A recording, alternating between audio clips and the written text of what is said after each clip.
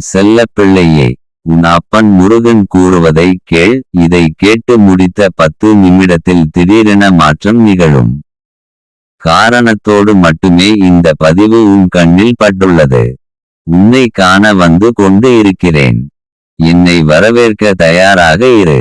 எப்படி இந்த காரியத்தை நடத்தப் போகிறேன் என்று கண்ணீர் மல்க என் பாதத்தில் விழுந்து அழுகிறாய்.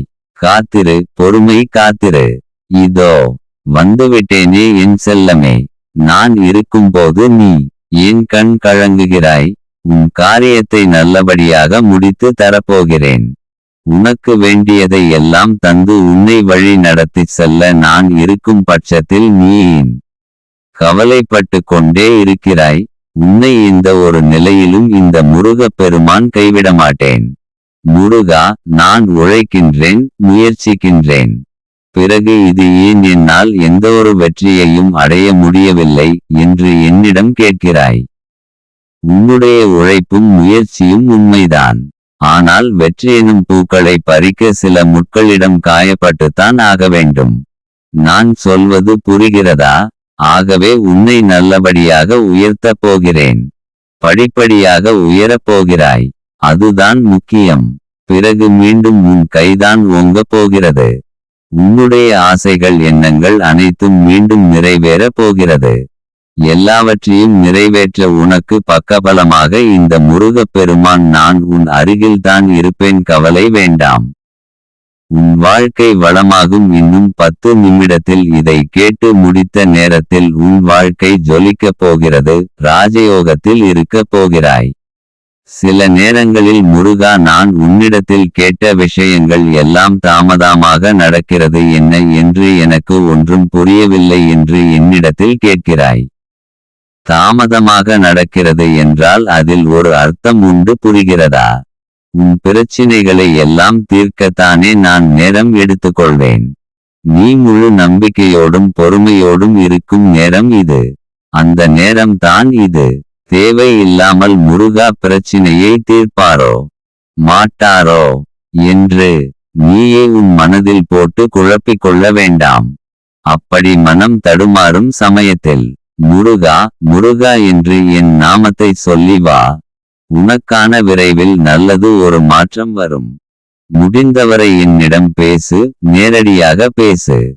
பேசும் பழக்கத்தை ஏற்படுத்திக்கொள். முருகா, என்னிடத்தில் தைரியமாக நேருக்கு நேர் பேசு. அப்போதுதான் நீ தனியாக இருக்கும் உணர்வு மறையும். புரிகிறதா? கடன் சுமை, பண நெருக்கடி, தினச்சொரி தேவையை பூர்த்தியாகாமல் துன்பத்துடன் நாட்கள் நகராது முருகா என்று நீ வேதனை பெறுவதை நான் பார்த்து கொண்டுதான் இருக்கிறேன். நான் கண்டுகொள்ளவில்லை என்று நினைத்து என்னை திட்டுகிறாயோ? சிறிது நாட்கள் வீட்டில் அமர்ந்து லட்சுமி கடாட்சத்தை உண்டாக்குவேன். எதற்கும் கலங்க வேண்டாம். உன் மனதிலிருக்கும் அனைத்தும் எதிர்மறை எண்ணங்களையும் அழித்து நேர்மறை எண்ணங்களை உருவாக்கி உனக்கான நல்லது ஒரு அமைதியையும் ஆனந்தத்தையும் வழங்கப் போகிறேன்.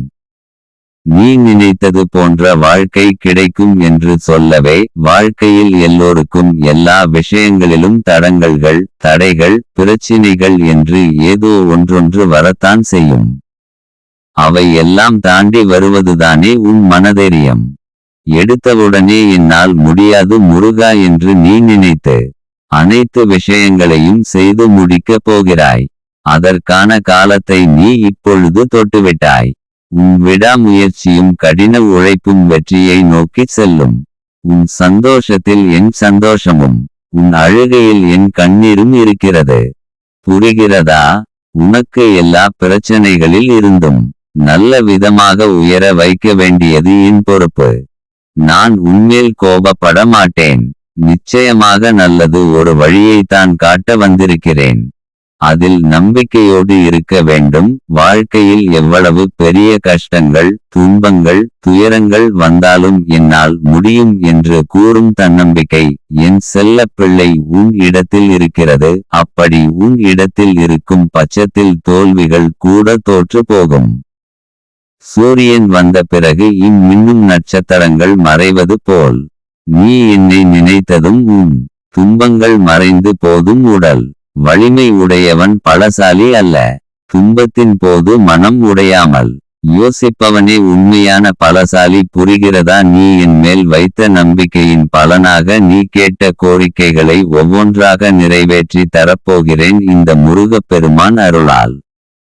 விரைவில் உன் இல்லத்தில் சுப நிகழ்ச்சி நடக்கப் போகிறது.